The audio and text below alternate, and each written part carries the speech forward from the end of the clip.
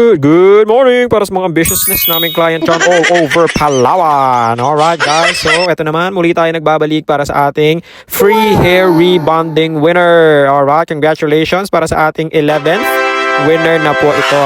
Ayan, so malapit-lapit na ang November, ang ating pagtatapos ng buwan para sa ating free hair rebonding. Kaya sunod-sunod rin nyo na ang pag-share, share, like, and comments para makahabol pa kayo guys. Kaya ayan, sipag-sipag lang tayo para maka-avail ng free hair rebonding treatment mula sa ating mga kaglamorosa Salon Palawan. Alright guys, so for today's video, ayan guys, after natin ibabad yung hair ni ma'am kanina sa unang video, inantay natin siya ng ilang minutes para maluto ang hair. And ngayon naman po is binababa namin yung gamot para sa mga ends ng hair niya.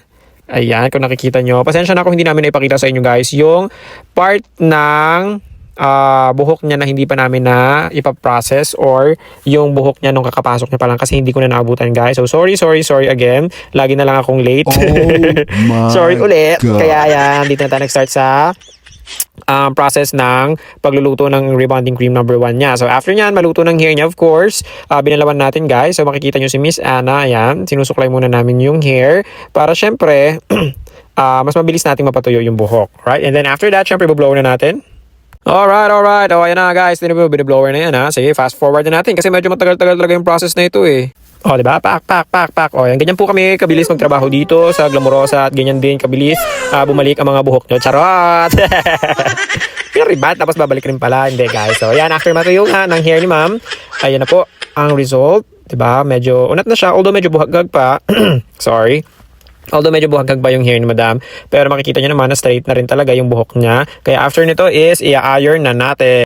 And sa process naman ng ironing guys, lagi kong sinasabi, kailangan tama po yung init ng temperature ng plancha natin para sa iba't ibang sitwasyon ng buhok. So sa case ng hair ni ma'am is hindi naman po ganun ka-dry, hindi naman din ganun ka-damage, although may previous rebond na si ma'am. Kaya ang ginamit lang po natin dito is 180 to 200 degrees Celsius ang init ng plancha para sa kanyang hair. So yun lang ang ginamit namin dito para maluto ng maganda at ng maayos yung buhok niya para iwas na rin po sa pagka-brittle at pagkasunog ng hair. Of course guys, eto na po ang itsura ng buhok ni ma'am after natin ma-iron. Kung makikita nyo, nagsastatic pa po yan. It's because of the heat and the friction habang pinaplansya natin yung hair. Ayan. At nag-umpisa na nga tayo magbabad or mag-apply. Sorry, babad agad. Walang apply.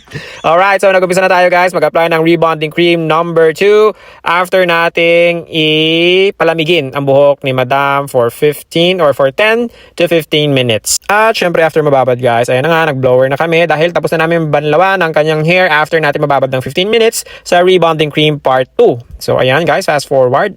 Pakak! O, diba? Surprise!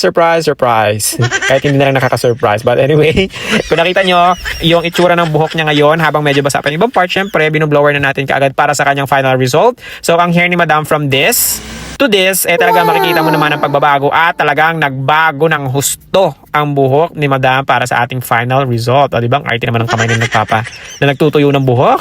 May paganyan-ganyan pa, may paganto-ganto pa. O, diba? Saan ka pa? Glamorosa na.